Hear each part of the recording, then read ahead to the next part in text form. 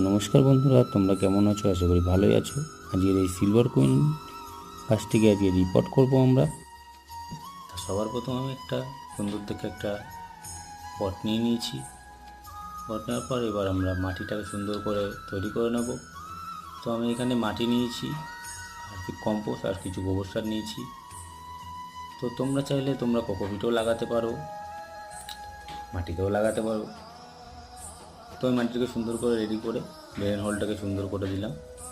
তো এবার অর্ধেক পরিমাণ মাটি দিয়ে ফিল আপ করে নিয়ে গাছটিকে এবার রিপোর্ট করে নিই টপ থেকে।